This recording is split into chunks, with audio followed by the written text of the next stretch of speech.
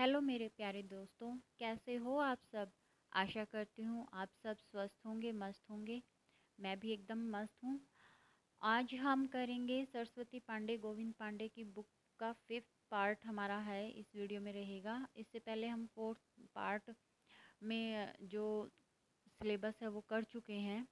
First unit हमारी चल रही है इसकी। तो आज हम इसमें जो 5th पार्ट में व्याकरण वाला जो पोर्शन है फर्स्ट यूनिट का, उसमें से हम करेंगे। ठीक है। तो एक यहाँ पे आपको अभी दिखाई दे रहा है, जैसे कि सपनों को पाने के लिए समझदार नहीं पागल होना पड़ता है। ठीक है। क्यों ये लाइनें क्यों आज मैंने यहाँ पे लगाई हैं? सिर्फ इसलिए कि ज़्यादा समझदारी भी ना इंसान को नपुंसक बना देती है। ज़्यादा समझदार हो जाते हैं ना, तब हम कोई काम कर ही नहीं पाते हैं। बस कैलकुलेशन करते रह जाते हैं चीज़ों की ना, करते हुए डरते हैं। कैलकुलेशन इतनी कर लेते हैं कि फिर उस काम को करते हुए डरते हैं। तो इसीलिए थोड़ा सा पागलपन भी ज़रूरी है अपने सपनों को, अपने लक्ष्य को पाने के लिए। हर जगह समझदारी काम नहीं आती है। तो चलिए अपने सिलेबस को स्टार्ट करते हैं, नेक्स्ट टॉपिक को। आज जो हमारा नेक्स्ट टॉपिक रहेगा वो है हिंदी व्याकरण का इतिहास। ठीक है, ये वाला रहेगा हमारा। यहाँ तक हम कर चुके हैं राजभाषा संविधान में हिंदी भाषा संबंधी उपबंध, यहाँ तक हम कर चुके हैं। आज हिंदी भाषा का इतिहास, एक परिचय, यहाँ से हम स्टार्ट करेंगे। चलिए देख लेते हैं। एक सेकेंड। आशा करती हूँ मेरी वीडियो के माध्यम से आपको एग्ज़ाम में की तैयारी में कोई ना कोई हेल्प ज़रूर मिल रही होगी। अगर आपके कोई भी सुझाव रहें तो प्लीज़ मुझे कमेंट करके ज़रूर बताना। वीडियो से रिलेटेड कुछ भी आपके सुझाव रहते हैं। अगर आपको मेरी वीडियो अच्छी लगती है तो प्लीज़ लाइक करना, चैनल को सब्सक्राइब करना, और जिसको इसकी नीड हो उनको वीडियो भी शेयर करना। तो आज हमारा जो टॉपिक है वो हिंदी व्याकरण का इतिहास, एक परिचय। संभवतः 1658 ईस्वी में मिर्जा खां द्वारा रचित ब्रिजभाषा व्याकरण हिंदी का सबसे प्राचीन व्याकरण है। क्या कहा गया है?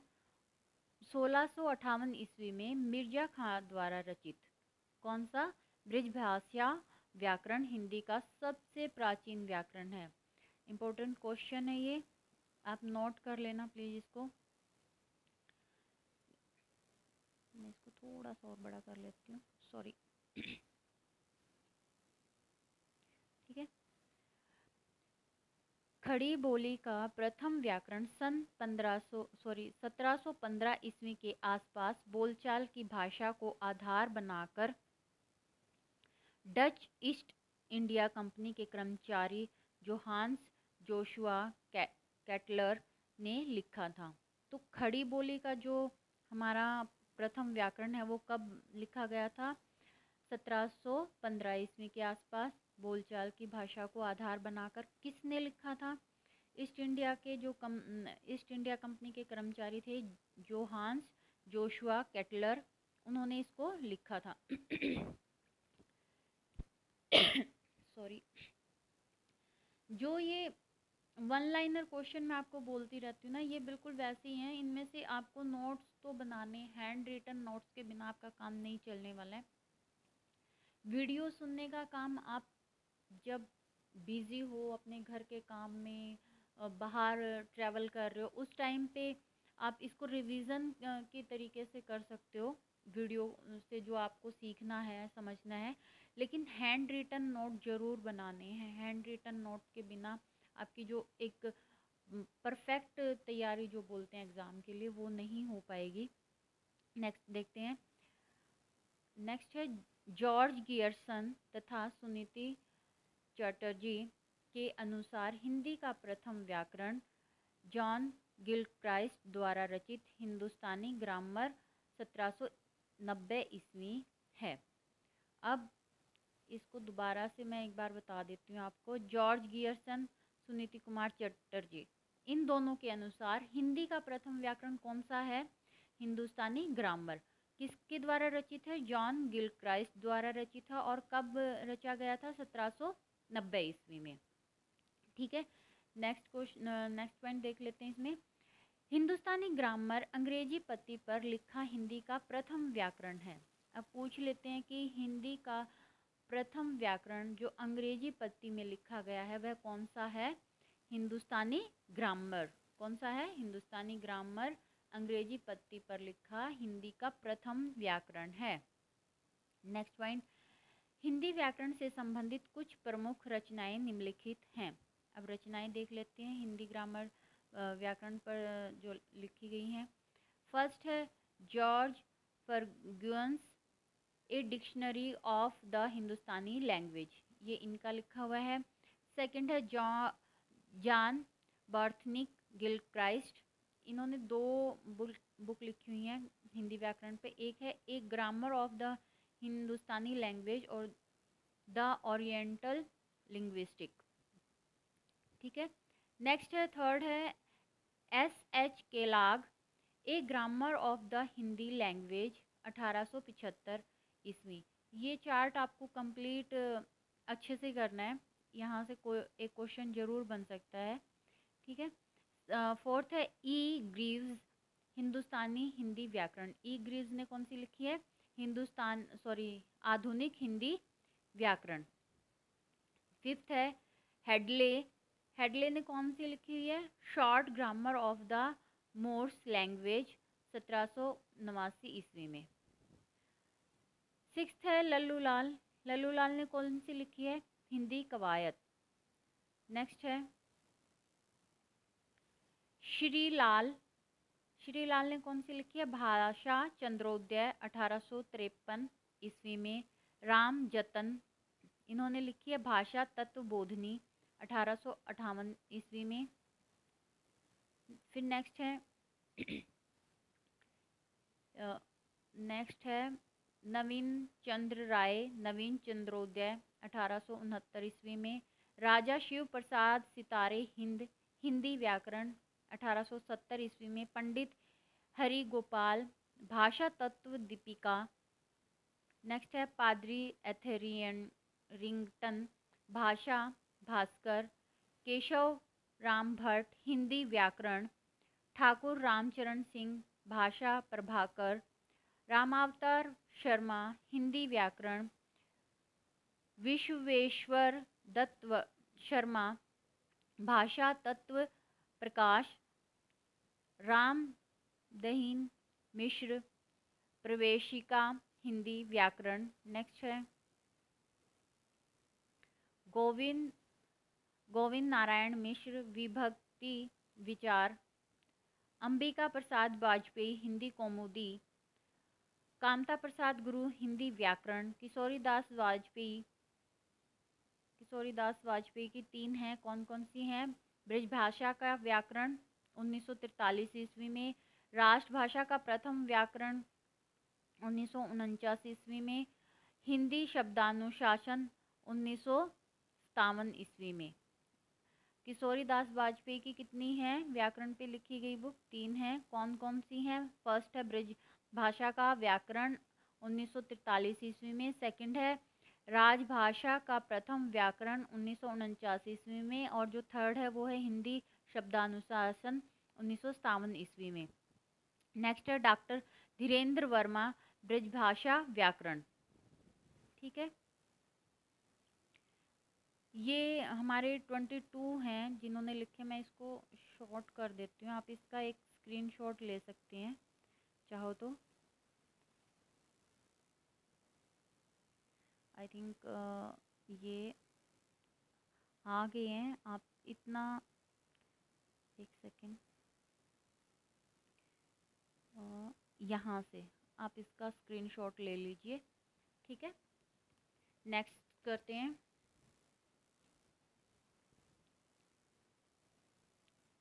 नेक्स्ट है अंबिका प्रसाद वाजपेयी ने संभवतः प्रथम बार हिंदी व्याकरण को प्राकृत के आधार पर लिखने या बनाने पर बल दिया। किसने बल दिया था? अंबिका प्रसाद वाजपेयी ने प्रथम बार हिंदी व्याकरण को प्राकृत आधार पर लिखने या बनाने पर बल दिया। नेक्स्ट है, अंबिका प्रसाद वाजपेयी ने किशोरीदास वाजपेयी के ब्रिज भाषा का व्याकरण को हिंदी के व्याकरण का व्याकरण कहा है। ये इम्पोर्टेंट है। ब्रिज भाषा के व्याकरण को हिंदी के व्याकरणों का व्याकरण किसने कहा है? अंबिका प्रसाद वाजपेयी ने। और ये ब्रिज भाषा का व्याकरण किसके द्वारा रचित है? किशोरीदास वाजपेयी के द्वारा रचित है। नेक्स्ट क्वेश्चन है, क्वेश्चन ही है ये, वन लाइनर। पंडित कामता प्रसाद गुरु को हिंदी व्याकरण का पाणिनि कहा जाता है। हिंदी व्याकरण का पाणिनि किसे कहा जाता है? पंडित कामता प्रसाद गुरु को। नेक्स्ट है, पंडित किशोरीदास वाजपेयी कृत हिंदी शब्दानुशासन भाषा विज्ञान से संबलित हिंदी का व्याकरण है। शब्दानुशासन भाषा विज्ञान से सम्मिलित हिंदी का व्याकरण किसके द्वारा रचित है? पंडित किशोरीदास वाजपेयी द्वारा। ठीक है, नेक्स्ट देख लेते हैं। हिंदी के अन्य प्रमुख व्याकरण ग्रंथ निम्न हैं। अब और भी हैं, उन्हें भी देख लेते हैं एक बार। आर्येंद्र शर्मा आधुनिक हिंदी का आधार व्याकरण, रामचंद्र वर्मा अच्छी हिंदी, शिवेंद्र कुमार वर्मा हिंदी व्याकरण का विधिवत विवरण, शिव पूजन सहाय व्याकरण दर्पण, दीपशिप्त हिंदी व्याकरण की रूपरेखा। नेक्स्ट है, स्वामी निगमानंद हिंदी का मौलिक व्याकरण, रमाकांत अग्निहोत्री हिंदी एक मौलिक व्याकरण, बद्रीनाथ कपूर परिष्कृत हिंदी व्याकरण, हरदेव बिहारी व्यावहारिक हिंदी व्याकरण तथा रचना, वचनदेव कुमार वृहत हिंदी भास्कर। अब इसको भी एक आप शॉर्ट उसमें इसका एक स्क्रीनशॉट ले लीजिए रिवाइज करने के लिए। ठीक है, नेक्स्ट है, नेक्स्ट पॉइंट पे चलते हैं। सॉरी, इसमें ये दो और रह गए हैं यहाँ पे।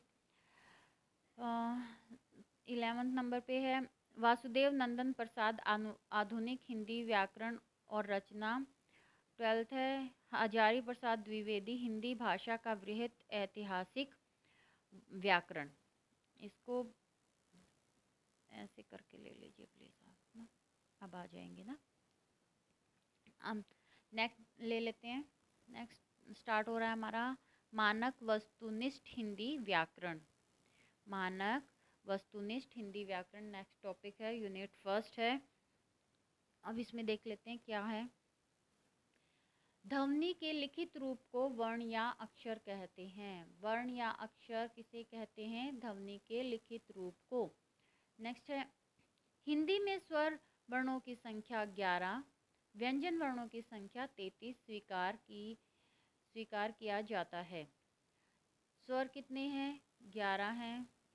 ठीक है, और जो व्यंजन है वो कितने हैं? 33 हैं। हिंदी ध्वनियों का वर्गीकरण।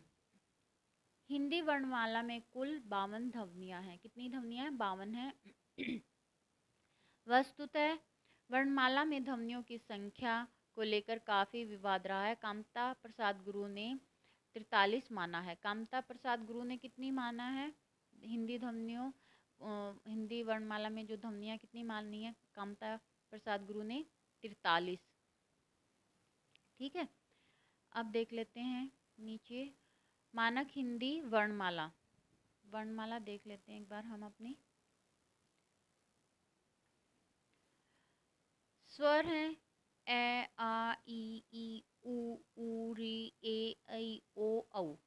व्यंजन क ख ग घ ड़ च छ ज झ ञ ट ठ ड ढ ण त थ द ध न प फ ब भ म य र ल व श श स है। संयुक्त व्यंजन श त्र ग श्र। अयोगवाह अंग अह। द्विगुण व्यंजन ड ड। ठीक है, अब नेक्स्ट देख लेते हैं। इसको ऐसे रखते हैं। सेकेंड। अनुस्वार, अनुस्वार कौन सा है? अ तथा विसर्ग अंग, ठीक है, का स्वर और व्यंजन के साथ योग न होने के कारण इन ध्वनियों को अयोगवाह कहते हैं। किशोरीदास वाजपेयी के अनुसार अयोगवाह स्वरों के ही अनंतर आते हैं, ठीक है। ए और अंग को क्या बोलते हैं? अयोगवाह बोलते हैं, ठीक है। अंग को क्या बोलते हैं? अनुस्वार, और ए को विसर्ग, जो पीछे दो बिंदी ऐसे लगा देते हैं ना, ऐसे करके किसी भी उसके, तो वो क्या हो जाती हैं? विसर्ग। नेक्स्ट देखते हैं स्वरों का वर्गीकरण।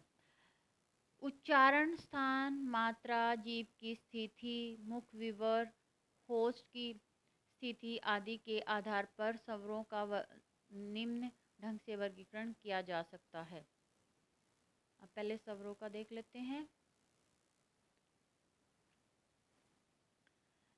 हिंदी, सॉरी,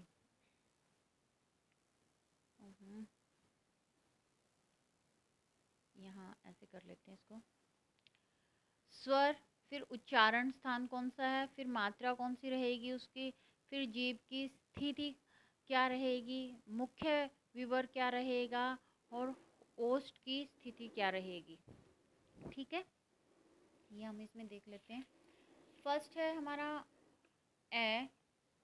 ए का जो उच्चारण स्थान रहेगा वो क्या रहेगा? कंठ रहेगा। मात्रा हर्ष आती है, और जीभ की स्थिति क्या रहेगी? मध्य रहेगी। मुख्य विवर क्या रहेगा? विवृत रहेगा, और ओष्ठ की स्थिति उदासीन रहेगी, मतलब ओष्ठ का प्रयोग अ में नहीं होता है। आ में कंठ, उच्चारण स्थान कंठ रहेगा, मात्रा दीर्घ रहेगी, जीभ की स्थिति पश्चय रहेगी, मुख्य विवर विवृत रहेगा, और ओष्ठ की स्थिति अवृतमुखी रहेगी, ठीक है। फिर है ई, तालव्य, उच्चारण स्थान हर्ष, मात्रा, जीभ की स्थिति अग्र, मुख्य विवर अर्ध संवृत, और ओष्ठ की स्थिति अवृतमुखी, ठीक है। फिर है ई, तालव्य, उच्चारण स्थान दीर्घ, मात्रा अग्रभाग, जीभ की स्थिति संवृत, मुख्य विवर अवृतमुखी, ओष्ठ की स्थिति रहेगी, ठीक है। इसको एक चित्र के माध्यम से जब हम समझेंगे ना तो बहुत अच्छे से ये हमारे दिमाग में फिट हो जाएगा, और यहाँ से क्वेश्चन कई बार पूछा जाता है, तो ये इम्पोर्टेंट रहेगा। इसको ज़रूर अपने नोट्स में शामिल कर लेना आप। आगे ऊ, ओष्ठ, ठीक है। मैं इसको थोड़ा छोटा कर देती हूँ ताकि आपको अच्छे से प्रॉपर दिखाई दे दे, ठीक है। अब ठीक है। ओष्ठ उच्चारण स्थान रहेगा, हर्ष इसकी मात्रा रहेगी, जीभ की स्थिति पश्चय रहेगी, मुख्य विवर अर्ध संवृत रहेगा, ओष्ठ की स्थिति वृतमुखी रहेगी। ऊ, ओष्ठ उच्चारण स्थान दीर्घ, मात्रा रहेगी, पश्चय जीभ की स्थिति रहेगी, संवृत मुख्य विवर रहेगा, और वृतमुखी इसका ओष्ठ की स्थिति रहेगी। ए, कंठ तालव्य, दीर्घ मात्रा रहेगी, अग्रभाग रहेगा जीभ की स्थिति का, अर्ध विवृत रहेगा, मुख्य विवर, और ओष्ठ की स्थिति क्या रहेगी? अवृतमुखी रहेगी। नेक्स्ट है ओ, सॉरी आई रहेगा, आई रहेगी जो कंठ तालव्य इसका स्थान रहेगा, दीर्घ मात्रा रहेगी, अग्र जीभ की स्थिति रहेगी, विवृत मुख्य विवर रहेगा, और इसमें भी आपका अवृतमुखी ओष्ठ की स्थिति रहेगी। नेक्स्ट देख लेते हैं। नेक्स्ट है ओ में उच्चारण स्थान कंठोष्ठ रहेगा, दीर्घ मात्रा रहेगी, जीभ की स्थिति पश्चय रहेगी, अर्ध विवृत मुख्य विवर रहेगा, और विवृत क्या रहेगी हमारी, ओष्ठ की स्थिति रहेगी। औ में कंठ, कंठोष्ठ हमारा उच्चारण स्थान रहेगा, दीर्घ मात्रा रहेगी। पश्च जीभ की स्थिति रहेगी। विवृत हमारा मुख्य विवर रहेगा और ओष्ठ की स्थिति क्या रहेगी, वृत्तमुखी रहेगी। इसको आपको एक दो बार जब आप करोगे ध्यान से तो ये आपको अच्छे से हो जाएगा, बार बार करने की भी जरूरत नहीं पड़ेगी। फिर इसको आप इस चार्ट को प्लीज़ ध्यान से देख लेना। और इसका फिगर मैं आपको हैंड रिटन नोट्स में, अभी मेरे ग्रामर का रहता है फर्स्ट यूनिट का, जब उसमें करवाऊंगी तो मैं आपको इसमें कंप्लीट चार्ट बता दूंगी। एक बार वो पिक्चर आप देख लोगे तो आपको पूरा समझ में आ जाएगा और बार बार याद करने की भी जरूरत नहीं पड़ेगी। क्वेश्चन यहाँ से जरूर आता है कोई ना कोई। नेक्स्ट है, स्वर वह ध्वनि है जिसके उच्चारण में हवा अबाध गति से मुख विवर से निकलती है। इसकी प्रमुख विशेषताएं निम्न हैं। स्वरों की प्रमुख विशेषताएं देख लेते हैं। स्वरों का स्वतंत्र उच्चारण किया जा सकता है। सभी स्वर अक्षरिक होते हैं। सभी स्वर अल्प प्राण होते हैं। सभी स्वर घोष वर्ण होते हैं। नेक्स्ट पॉइंट है व्यंजनों का वर्गीकरण। नेक्स्ट पॉइंट क्या है हमारा, व्यंजनों का वर्गीकरण। इसमें देख लेते हैं हमारा क्या कुछ रहता है। व्यंजनों को दो आधारों पर वर्गीकृत किया जाता है। व्यंजनों को कितने उसमें वर्गीकृत किया जाता है, दो आधारों पर वर्गीकृत किया जाता है। कौन कौन से हैं वो दो आधार, एक उच्चारण स्थान और दूसरा प्रयत्न स्थान। ठीक है, एक उच्चारण स्थान के आधार पर उसे वर्गीकृत किया जाता है और दूसरा प्रयत्न स्थान के आधार पर व्यंजनों को वर्गीकृत किया जाता है। नेक्स्ट देख लेते हैं, अब उच्चारण स्थान के आधार पर देख लेते हैं। पहले हम उच्चारण स्थान के आधार पर वर्गीकरण देख लेते हैं पहले। ठीक है, कंठ है। कंठ से जो ध्वनियाँ हमारी निकलती हैं वो कौन कौन सी हैं, क ख ग घ ड़। तालव्य, तालु से, इससे कौन कौन सी ध्वनियाँ हमारी, च छ ज झ या, और साथ में है य और श। फिर है मूर्धन्य, तालु के मूर्धा भाग से, इससे कौन सी है, ट ठ ड ढ न, और साथ में षटकोण वाला श। ठीक है, फिर है दंत्य, दांतों के मूल से, त थ द ध, ये हमारे दंत्य हैं। वत्सर्य, एक सेकेंड, दंत मूल से, ये कौन कौन से हैं, न, स, र और ल। नेक्स्ट है हमारा ओष्ठ, दोनों होठों से, प फ ब भ म। दंतोष्ठ है, निचले होठ और ऊपर के दांतों से, व और फ। नेक्स्ट है स्वर यंत्री, काकल्य, एक सेकेंड, ये है क। ओके, नेक्स्ट देखते हैं।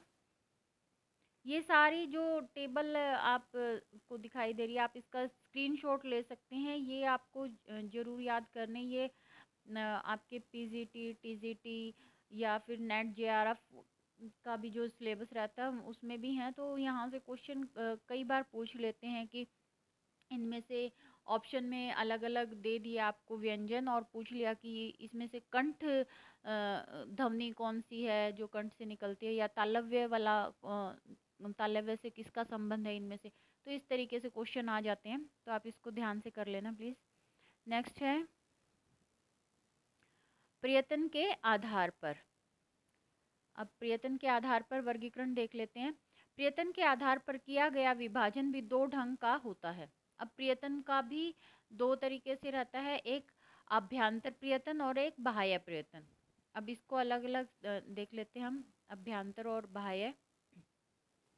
अभ्यंतर प्रयत्न में क्या रहता है, स्पर्श व्यंजन होते हैं, अंतस्थ व्यंजन होते हैं, ऊष्म व्यंजन, अर्ध स्वर, पार्श्व और साथ में लुंठित, अनुनासिक, सॉरी एक सेकेंड, लुंठित और प्रकंपित और अनुनासिक।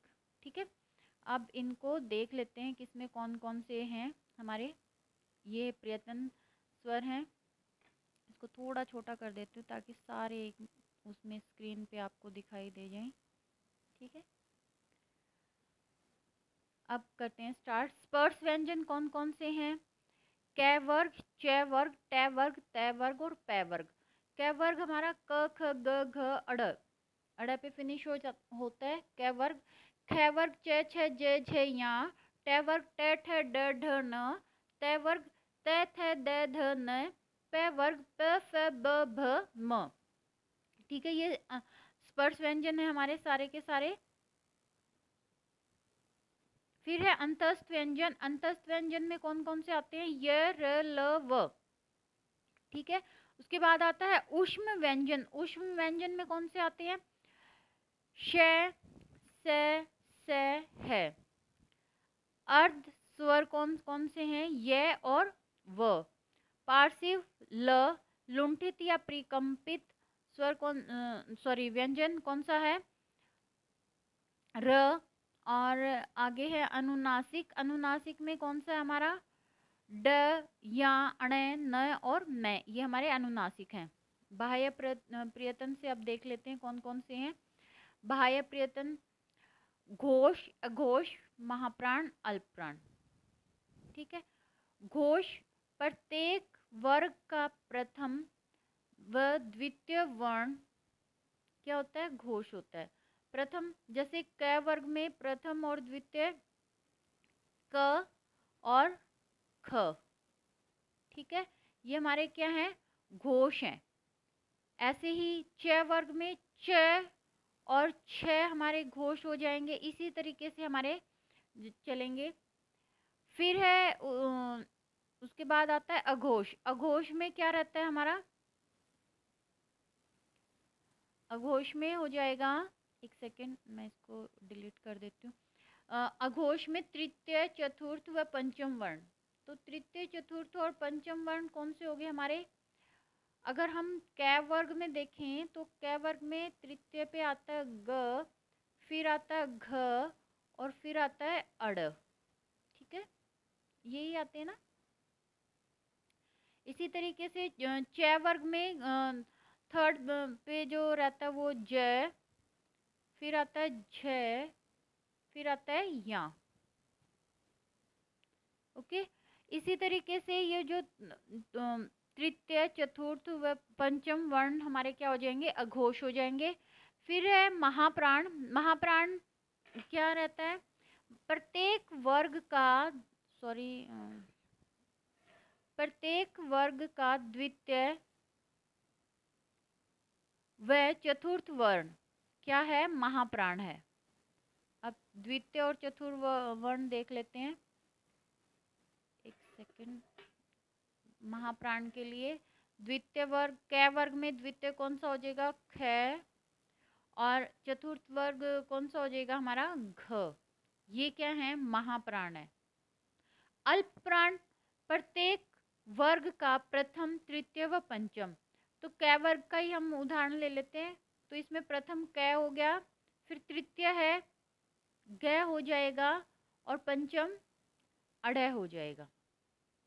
ठीक है, ये हमारे हो गए।